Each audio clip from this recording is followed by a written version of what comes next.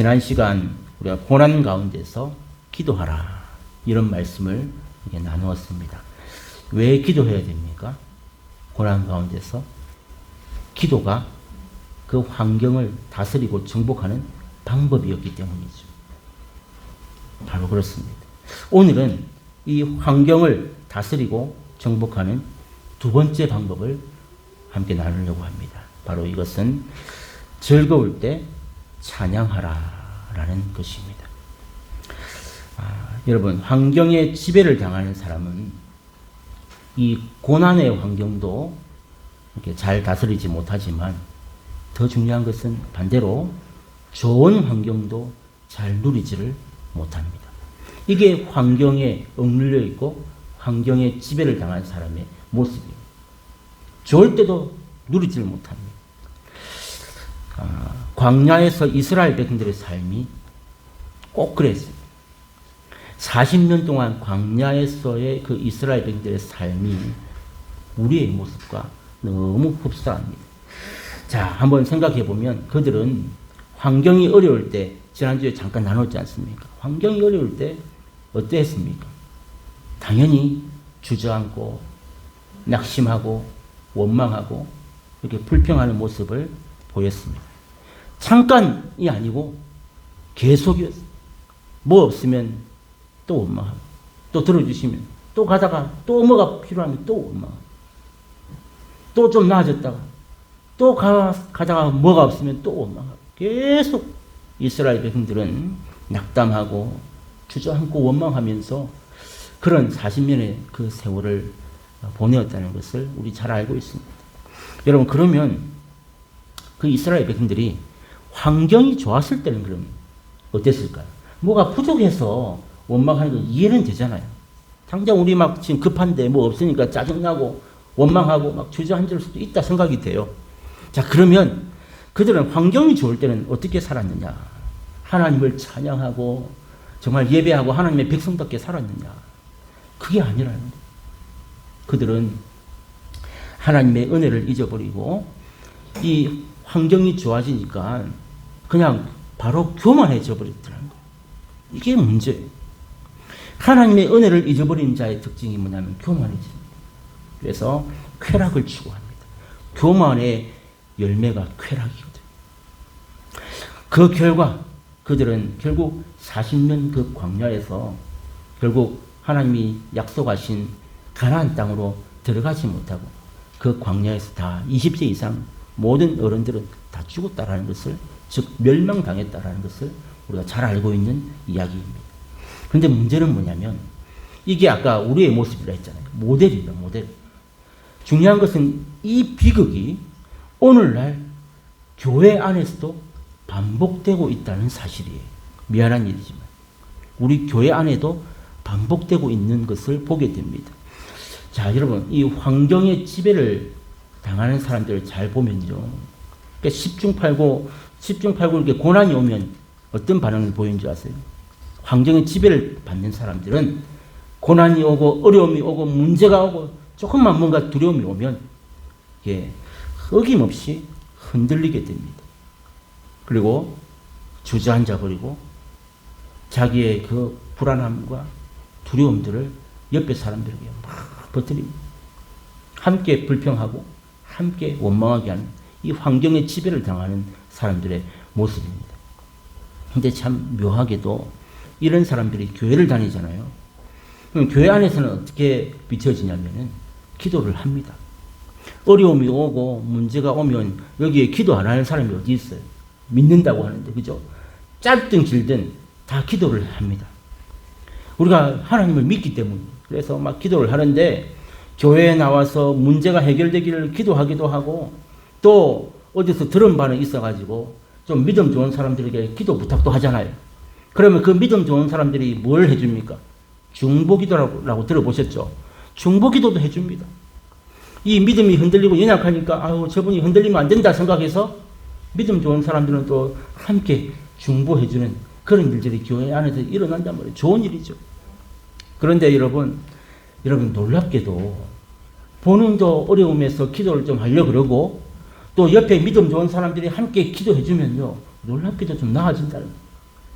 내 혼자서 끙끙거리고 있을 때는 답이 없는데 이걸 옆에 분들에게 말씀을 나누고 기도 좀 해달라고 해보면 거짓말처럼 진짜 우리 애도 막 합격이 되고 막 뭔가 병도 낫고 이런 일들이 교회 안에서 많이 일어났습니다. 뭔가 나아진단 말이에요. 자, 여러분, 그런데 문제는 뭐냐면 바로 그 다음이라는 거예요. 함께 중보해주고 함께 기도해줘서 질병이 낫고 아이가 시험에 합격도 하고 취직도 하고 결혼도 하고 안 될 것 같은 이런 일들도 하나님 되게 해주시는 응답도 경험했는데 문제는 그 다음이라는 거예요. 그 다음이 무슨 일이냐. 문제가 해결되고 여러분 형편이 나아지면 그 다음에 우리가 나와야 할 반응이 뭘까요? 하나님 은혜입니다. 그죠? 뭐 집사님, 권사님, 목사님 기도 덕분입니다 하면서 결국은 누구에게까지? 하나님 은혜입니다. 이렇게 하나님께 감사하고 정말 찬양하고 막 이렇게 영광을 돌리는 게 아니라 이 형편이 좀 나아지면 그 다음에 나오는 현상이 뭐냐면 쾌락으로 바뀐다는 거예요. 이게 문제. 무슨 말이냐면 이것이 바로 여러분 사사기의 교훈입니다. 사사기의 교훈. 이스라엘 민족이 가나안 땅에 들어가고 그 다음에 사사기가 나오는 이 사사기에서 보여주는 인간의 사이클이 바로 이런 것이다라는 것을 보여줍니다. 제가 예전에 여기 계셨던 대부분의 성도님들이 아마 참여하셨는데 그 성경 인문학교를 주일 오후에 했던 기억이 있습니다. 여러분 그때 참여하셨던 분들은 다 기억하시겠지만 이 사사기는 하나의 사이클. 주기라는 주기가 있어요. 주기가. 그걸 사이클이라 그러는데 주기가 있습니다. 근데 이 사이클이 사사기가 보여주는 사이클은 이렇게 위로 올라가는 사이클이 아니고 밑으로 내려가는 사이클. 참 아쉽지만 점점 밑으로 내려갑니다. 항상 이제 사이클가 무슨 주기냐? 제가 쉽게 설명해 드릴게요. 이런 방식. 첫 번째는요. 이스라엘 민족이 어김없이 흔들리고 범죄를 한다는 거예요. 자, 그러면 하나님께서 그 범죄 때문에 그들을 징계하시고 책망하셔서 어려움을 줍니다. 갑자기 블레셋이 쳐들어오고 막 애굽에 종살이를 하게 되고 막 이런 하나님께서 징계를 합니다. 그러면 여러분 그 징계가 너무너무 힘들어요. 견딜 수가 없어요. 그래서 이스라엘 백성들이 어쩔 수 없이 너무 힘들어서 다시 누구한테 나올까요? 하나님 앞에 나오게 됩니다. 그래서 회개하면서 우리 잘못했습니다. 하나님 살려주세요. 이렇게 하나님 앞에 기도를 하게 됩니다. 그러면 하나님은 또 어김없이 그 회개와 기도를 들으시고 하나님은 사사를 보내셔가지고 그 어려움에서 이스라엘 민족들을 구원해 주십니다. 이런 놀라운 은혜를 반복적으로 그래서 사이클이라 그러는 거예요. 이게 반복되는 사이클인데 여러분 방금 제가 말씀드렸잖아요. 하나님께서 못 살겠다는 그 죽겠다고 하는 그 백성들을 긍휼히 여기시고 구원을 해주셨지 않습니까? 그러면 그 다음에 어떻게 해야 되냐고요. 구원해 주셨어요. 거기에서 건져 주셨어요. 살려 주셨어요. 고쳐 주셨어요. 은혜를 주셨어요. 그럼 그 다음에 어떻게 해야 되냐고요. 당연히 하나님을 찬양하고 진짜 예배의 자리로 진짜 기도의 자리로 진짜 찬양의 자리로 나아가야 되는데 이스라엘 백성들은 사사기에서 보여주는 거예요. 그렇지 않더라는 거예요. 또 범죄하게 된다. 또다시 범죄하고 또 죄를 짓고 그러면 또 하나 그 다음에 또 나오는 게 뭐예요? 범죄했잖아요. 그럼 또 하나님이 징계를 하신단 말이에요. 그럼 또 어떻게 돼요? 또 못 살겠다고 주님 잘못했습니다. 또 회개하고 기도하고 그러면 하나님이 또 들어주시고 이 주기가 반복되면서 여러분 이게 아까 쭉 올라가는 게 아니고 이 주기가 반복되면 반복될수록 이스라엘 백성들의 신앙과 믿음은 점점 더 내려간다. 억지로 하나님이 이렇게 회개하게 하시고 기도하게 하셨지만 그 다음에 하나님의 은혜에 감사하고 하나님 앞에 나아가기보다는 또 범죄하는 이걸 한 번, 두 번도 아니고 계속 반복하고 그래서 점점 밑으로 내려가는 그래서 결국 이스라엘 백성들이 나라가 없어지는 멸망을 당하는 이런 일을 경험하고 만다는 것이죠. 여러분 오늘날 수많은 성도들이 이 교회 안에서 멸망의 주기에서 똑같이 행동하고 있다는 사실이, 이걸 우리가 볼 수 있어야 됩니다. 이게 사사기의 사이클이라고만 생각할 게 아니라 오늘 우리 교회 안에서, 즉 우리 가정에서, 나에게서 일어나고 있는 사이클은 아닌가라는 것을 볼 수 있어야 됩니다. 여러분 한번 생각해 보세요. 우리가 돈이 부족하면 어떻게 합니까? 물질이 없어요. 우리 가정에 지금 돈이 급한데 물질이 없어요. 그럼 여러분 뭐 하십니까? 하나님 앞에 물질을 달라고 기도할 때마다 기도하지 않습니까? 그게 하나님의 사람들이잖아요. 물질이 없다고 채워달라고 기도하게 됩니다. 그러면요, 놀랍게도 하나님은 우리에게 부족한 부분들을 채워주시고 정말 우리를 부유케 하시는 역사를 경험하게 됩니다. 여러분, 이게 우리 한국교회가 경험한 축복이에요. 여러분 60년대 70년대까지만 해도 한국이 얼마나 가난했습니까? 그때 교회가 세워지면서 그 많은 없는 우리 정말 어려운 그 성도들이 정말 하나님 앞에 나와서 60년대 70년대부터 뭐 했습니까? 매일같이 기도하며 철야하며 하나님 앞에 구했습니다.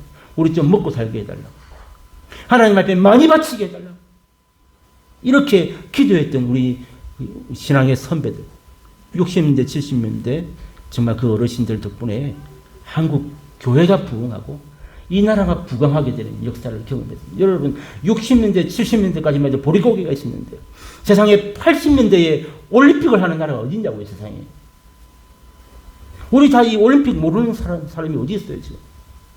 60년대 70년대에 때거리가 없어서 먹고 살기 힘들었던 그 세대가 80년대에 올림픽을 했다? 지금 세계에 올림픽을 해본 나라가 몇 나라 안 됩니다. 그렇게 부강한 나라로 하나님이 바꾸어 주셨단 말이에요. 문제는 그 다음이. 여러분 부유해지면 우리 어떻게 해야 됩니까? 하나님 복을 주셨잖아요. 정말 우리나라 모든 분야에 하나님 복을 주셨어요. 성도들이 복을 받았어요. 그래서 그때 주신 복으로 얼마나 많은 교회들이 지금 시골이고 도시고 가보세요. 그때 세워졌던 교회들은 막 얼마나 크고 벽돌로 그냥 잘 지어놨는지. 대형 교회들이 그때 다 세워진 거예요. 그런데 여러분 부유해지면 우리가 어떻게 하느냐. 정말 그리스도인들이 검소하게 살고 우리가 없었을 때를 생각하면서 절제하고 그 돈으로 하나님의 나라와 교회와 저 선교지를 섬기고 또 가난한 이웃들을 섬기고 이렇게 해야 되지 않습니까? 그죠? 여러분 그런데 우리가 이렇게 없을 때 막 부르짖다가 하나님께서 복을 주시고 사업이 성공하게 하시고 갑자기 막 물질이 팍 생기잖아요. 그런데 참 미안하지만 대부분의 성도들이 방금 그렇게 절제하고 검소하고 하나님의 나라를 위하여 이웃을 위하여 섬기는 데 쓰지 않습니다. 어떻게 사느냐. 대부분 우선순위가 자기의 그 살림을 늘리는데 우선순위가 있어요. 자기 집 살림.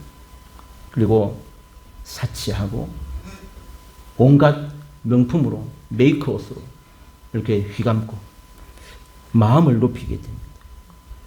이게 대부분의 성도들의 삶이었어요.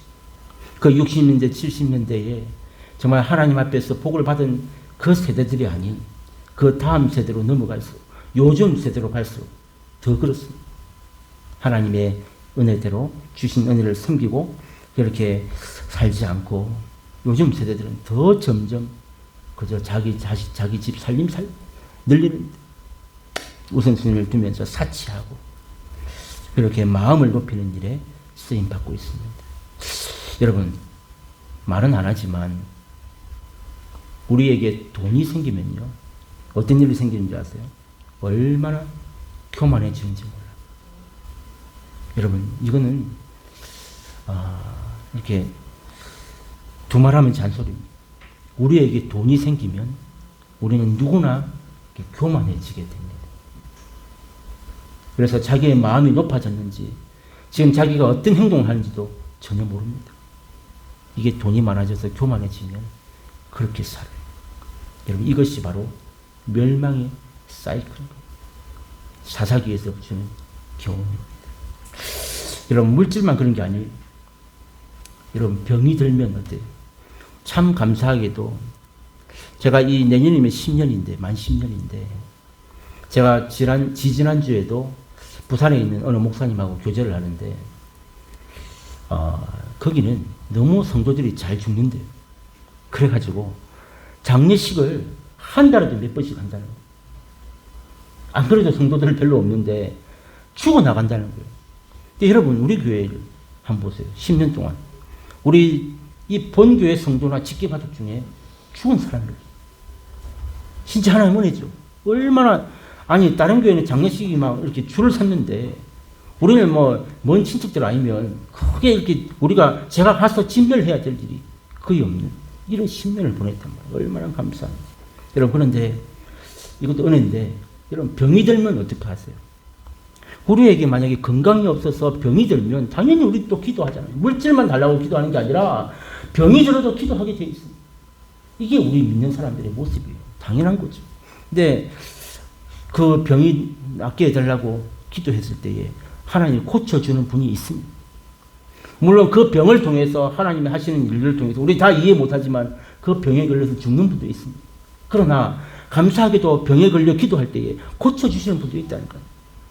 그런데 그 병이 만약에 낫고 건강을 되찾게 되었다 칩시다. 그러면 어떻게 해야 될까요? 여러분, 아마 우리 그런 분 여기 아무도 안 계신데, 내가 만약 암이 걸렸어요. 말기. 그런데 하나님 만약에 나 기적처럼 나에게 병을 고쳐주신다면 어떻게 기도하십니까, 여러분? 주를 위해 살겠습니다. 그러잖아요. 이게 우리의 마음인 거예요. 하나님 한 번만 기회를 주신다면 내가 이제 남은 생에 주를 위해 평생 뭘 하라 하신들 내가 순종하며 살겠습니다. 아마 그렇게 다 말씀하실 거예요. 근데 그런 분이 병이 낫고 나면 탈하신다는 거예요. 병이 들어서 죽기 직전일 때는 살려만 주시면 뭐든지 하겠다 했는데, 여러분, 그분이 살고 나면 주님의 은혜에 감사하고 찬양하고 기뻐하고 주를 위해 사는 것이 아니라 대부분 자신들의 그 되찾은 건강 가지고 대부분 자신들을 위해서 살아간다는 거예요. 이게 우리의 사이클. 대부분 그래요. 그렇지 않은 분들은 죄송합니다. 당신들이 다 그렇다는 말이 아니라 대부분이 그렇다는 말이에요.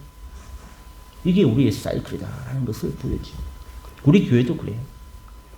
정말 암 가운데서 죽을 위기에서 건진받은 분도 있습니다. 근데 또 하나님께서 또 여러 가지로 그때마다 막 사인을 주십니다. 그러나 그 하나님의 음성을 거부하는 일들이 너무나도 많습니다. 여러분, 그래서 오늘 본문에 한번 보세요. 5장 13절은 이렇게 말씀합니다. 너희 중에 고난당하는 자가 있느냐? 그는 기도할 것이요. 그리고 오늘 보면 즐거워하는 자가 있느냐? 그는 찬송할지니라. 이렇게 말씀합니다.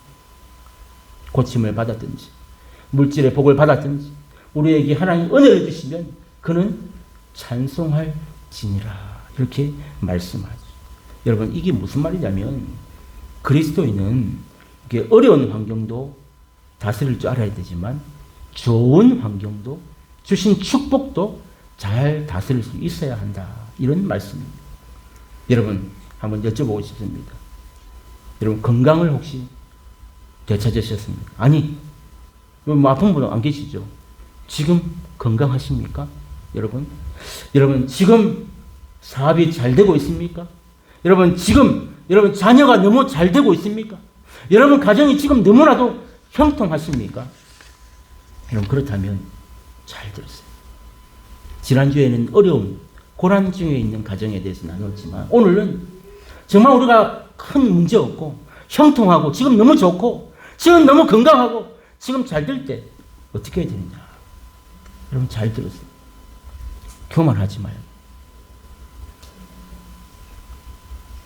다른 곳에 한눈 팔지 마시고 온 마음으로 주님의 은혜에 감사하며 찬양하며 사는 가정들이 되기를 주님의 이름으로 축복합니다.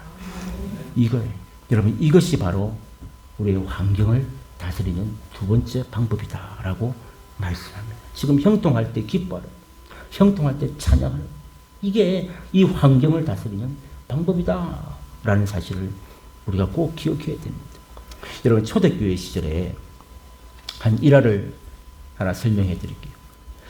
초대교회 때 이제 그 로마의 그 한 작은 도시를 다스리던 한 총독이 있었어요. 로마의 총독이 있는데 그 도시에 살던 그리스도인들에 대한 그 보고서를 항상 이 총독은 황제에게 때마다 이렇게 올려야 했습니다. 왜? 그리스도인들이 항상 위험의 대상이었어요. 저것들이 혹시 나라를 뒤집어 엎으면 어떡하나. 뭐 이런 두려움이 있어가지고 로마 황제는 항상 그리스도인들에 대한 보고를 총독들에게 항상 받았다는 거예요. 근데 그 보고서에 그 총독이 올린 그 내용이 이러합니다. 어떻게 올렸냐면 그 총독이 본 그리스도인의 모습을 이렇게 기록하고 있습니다. 어느 고고학자가 이 문서를 발견하게 됐는데 실제 글이에요. 뭐라고 되어 있었냐면 저들은 정한 날, 정한 시간에 모여 기쁨으로 예배합니다. 그러나 거기에 그치지 않고 자신들이 믿는 신에게 늘 감사하는 마음을 품고 살기 때문에 얼굴에 항상 기쁨과 찬양이 넘칩니다. 이 총독이 로마 황제에게 그리스도인들에 대한 보고서를 이렇게 작성했다는 거죠. 이게 바로 총독이 본, 즉 믿지 않는 자가 바라본 그 당시에 초대교회 그리스도인들의 모습이었다라는 사실을 우리가 기억할 필요가 있습니다. 여러분, 근데 우리 지금 솔직히 지금 여기까지는 와닿지가 않잖아요. 뭐 이것이 왜 믿지 않는 총독에게 관심거리가 됐을까? 우리 당연히 그날 정한 날 예배하고 찬양하는 거 뭐 당연한 거 아니에요. 우리는 이게 왜 그 믿지 않는 총독에게 이게 큰 관심거리가 되고 이게 보고 기사가 됐느냐? 여러분, 이 이유를 알면 더 와닿습니다. 왜 총독에게는 이게 특별한 일로 보였냐면은 그 당시 로마 시대 당시의 시대상을 이해할 필요가 있습니다. 여러분, 그 당시에는 로마 귀족들의 삶이 너무나도 문란했습니다. 귀족들이 있었잖아요. 로마의 그 귀족들의 삶이 문란했습니다. 그들은 풍요로움으로 가득 차서 아까 제가 교만과 또 풍요로움 이런 것들의 결과물이 뭐냐면 쾌락이거든요. 우리 믿지 않는 사람들, 세상 사람들이 돈이 많잖아요. 그 돈이 많은 사람들의 결과가 어디로 가느냐? 반드시 쾌락으로 가게 됩니다. 이게 원리입니다. 그러니까 로마 시대 귀족들도 마찬가지예요. 이 부유함과 이 자기들의 풍요로움을 주체할 수가 없을 만큼 귀족들은 너무 많이 누리고 살았어요. 그래서 그 결과가 쾌락으로 가는 거예요. 그 쾌락 중에 요즘 우리 먹방 이런 거 하잖아요. 그리고 맛집. 이 우리나라가 그렇게 따라가고 있는 거예요. 이 쾌락의 한 종류인데 그 로마 귀족들에게 식탐이 얼마나 컸던지 말이죠.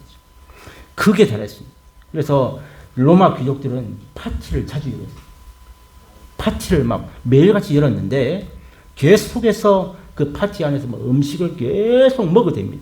근데 음식이 우리 계속 먹으면 막 이게 위가 꽉 차잖아요. 대부분의 사람들은 안 먹는데 이 식탐으로 가득 차 있는 그 사람들은 어떤 모습이었냐면 화장실에 가가지고 그 가득 차 있는 그 위에 있는 그거를 다 토해냅니다. 그리고 다시 와서 또 먹어. 이게 식탐이에요. 이 삶의 부요가 넘치다 못해 식탐으로 번지고 또 어떤 모습으로 번지냐면 온갖 타락한 쾌락으로 이렇게 점점 번져갔다는 거예요. 타락한 쾌락은 또 뭐냐? 여러분, 원형 경기장이라고 들어보셨잖아요. 로마의 그 원형 경기장이라는 게 있습니다. 여러분, 거기다 뭐였냐면 사람을 짐승하고 붙도록 만들어요. 그래서 사람 그냥 아무 무기도 없이 사람을 집어넣어놓고 짐승과 얼마만큼 싸워서 이길 수 있느냐. 결국 밥이 되는 거예요. 짐승이 밥이 되는. 굶겨놓은, 며칠 동안 굶겨놓은 사자나 그 호랑이들에게 사람 하나 던져주면 그거 뭐 그냥 산채로 잡아먹히지 않습니다. 이게 잘못된 악한 쾌락으로 가는 원형 경기장 자체가 그들의 실상을 보여준 모습이었다라는 것입니다. 그뿐만 아닙니다. 또 한 가지는 검투사라는 그 영화를 아마 보셨을 거예요. 글래디에이터. 저 진짜 너무너무 멋있게 감동받으면서 본 영화가 글래디에이터라는 영화인데 이 검투사들을 고용해가지고 서로 막 그 원형 경기장 안에서 서로 싸우고 죽게, 누군가 하나 하면 죽어야 돼. 그래서 사는 거예요. 그런 악한 쾌락들을 즐겼던 시대가 바로 로마 시대였습니다. 그래서 이방 총독, 즉 믿지 않는 그 로마의 작은 도시의 그 총독의 눈에는 전부 다 허랑방탕하고 전부 다 악한 쾌락에 빠져서 다 미친놈처럼 보였어. 정상이 아니었어. 이 삶의 부유와 이게 넘치다 보니까 주체할 수가 없었어. 그런 악한 쾌락으로 이렇게 빠져 살던 그 사람들이 대부분인데, 아니 그런데 자기들이 보고해야 될 그 그리스도인들을 보니까 절제된 삶을 살고, 고난의 때에는 하나님 앞에 기도하고, 즐거울 때에는 하나님을 찬양하며 기뻐하는 그 모습이 이 이방 그 총독의 눈에는 너무나도 충격이었다는 거예요. 전부 다 그렇게 사는 시대예요. 그 그리스도인들은 절제하며 기도하며 찬양하며 살아요. 이 모습을 보면서 이방 총독이 그 황제에게 그러한 아까 보고서를 그리스도인들은 다르다라는 것을 보여주었다는 것이죠. 여러분, 이것이 바로 초대교인들의 모습이었고 오늘 이 시대에 우리 성도의 모습이 되어야 할 줄로 믿습니다. 이게 세상 사람들, 믿지 않는 사람들의 눈에 보여야 할 우리의 모습이다라는 사실입니다. 사랑하는 성도 여러분, 원래 우리는요, 존재 목적이 뭐라 그랬죠? 하나님을 영화롭게 하고 영원토록 그걸 즐거워한다. 즐거워하는 방법 중에 하나가 오늘 찬양하라는 찬양. 그래서 우리는 원래 찬양할 수밖에 없는 존재예요. 왜냐? 여러분, 이사야 43장 21절 우리 한번 같이 읽어볼까요? 여기 보면 우리의 존재가 정확하게 나와 있어요. 다 같이 읽습니다. 시작. 이 백성은 내가 나를 위하여 지었나니 나의 찬송을 부르게 하려 함이니라. 아멘.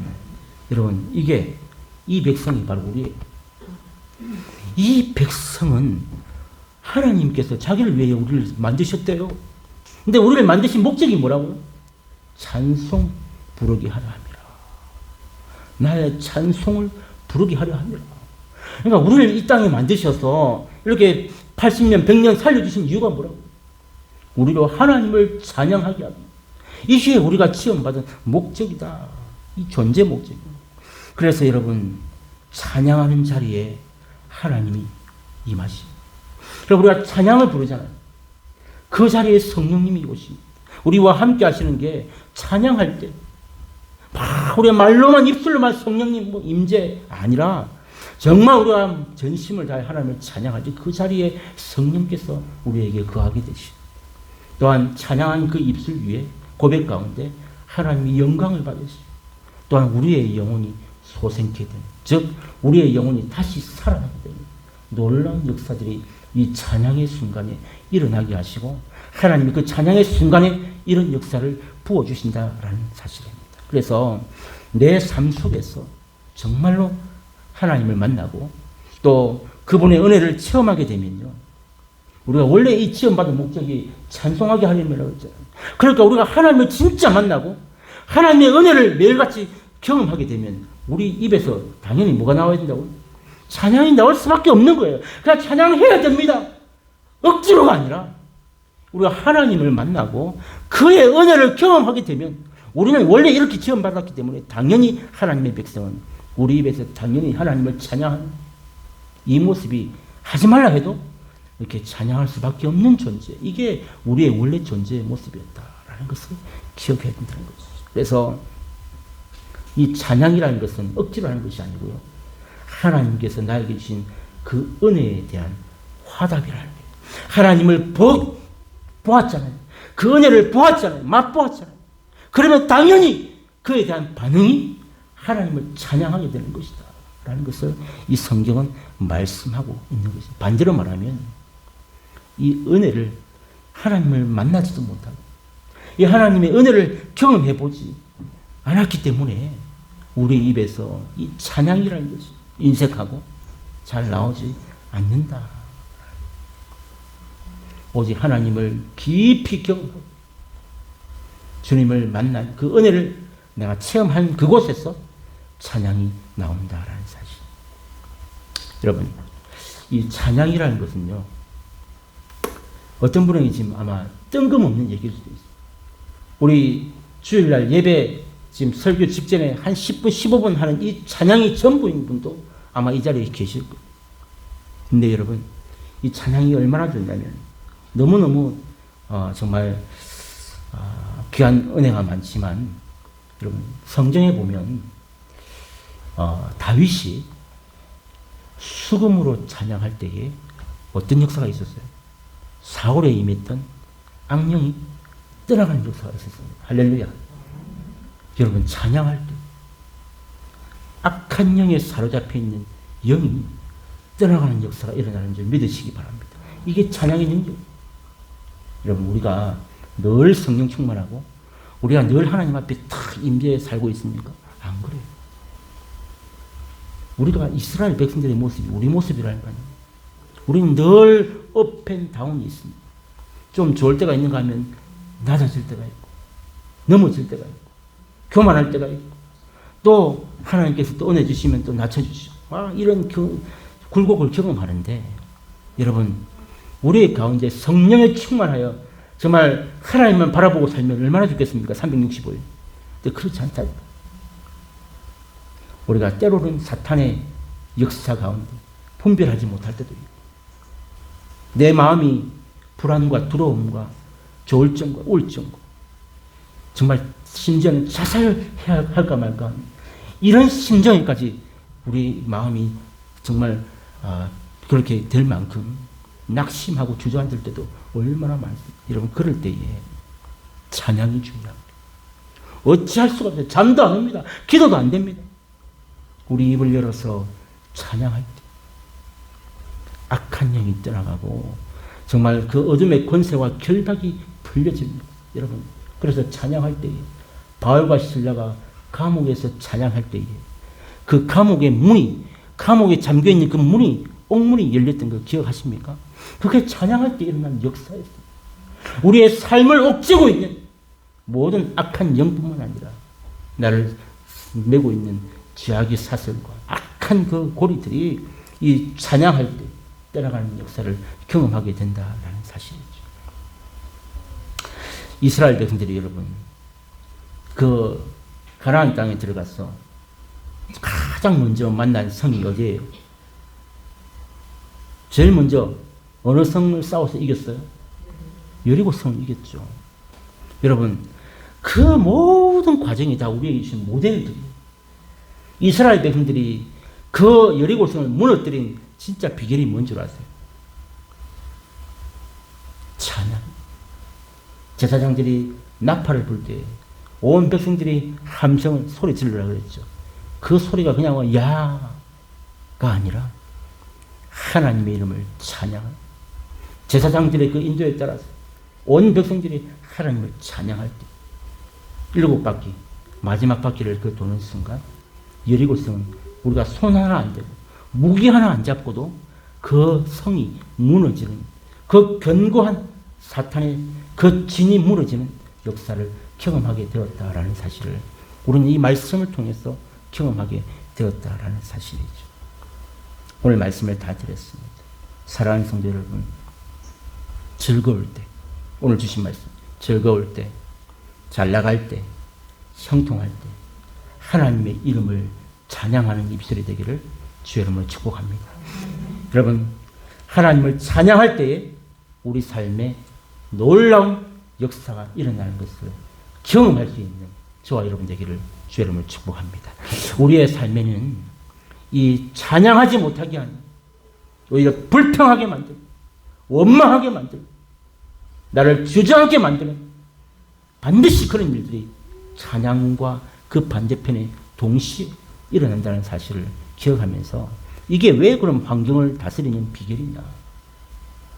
찬양할 때에 찬양하지 못할 이유도 있습니다. 그러면 즐거울 때 항상 다 즐겁나요? 그렇지 못한 일들도 있고 마귀는 항상 우리가 언제 어떨 때 틈탈지 모르기 때문에 우리가 늘 찬양할 때 즐거워한다는 것. 즐거워할 때 찬양한다는 것. 이게 공식처럼 되어 있지만 쉽지 않습니다. 이게 환경을 다스린다는 것은 내 마음을 주장하고 온전히 그렇게 힘쓸 때에 가능하다는 것을 기억합니다. 오늘 우리의 삶을 돌아보세요. 하나님 주신 은혜에 내가 얼마만큼 찬양하고 감사했는지, 또한 어려울 때 얼마만큼 기도했는지, 이게 우리가 환경을 다스리며 정복하는 자인가, 아니면 내가 환경에 억눌려 사는 자인가 라는 것을 보여주는 열쇠다라는 것을 기억하면서, 혹시 우리 가운데 하나님 주신 은혜로 정말 형통한 시간, 즐거운 시간, 모든 것이 다 잘 되는 시간, 요즘만 같았으면 좋겠다 하는 이런 은혜를 누리고 계신다면 그때에도 절대로 교만하지 마요. 우리의 마음을 한눈 팔지 마요. 오직 하나님 앞에 찬양하며 감사하며 나아가는 그런 가정과 입술이 되셔서 더 많은 복을 누릴 수 있는 우리 양산 호산남교회 모든 성도들이 다 되시기를 주님의 이름으로 축복합니다.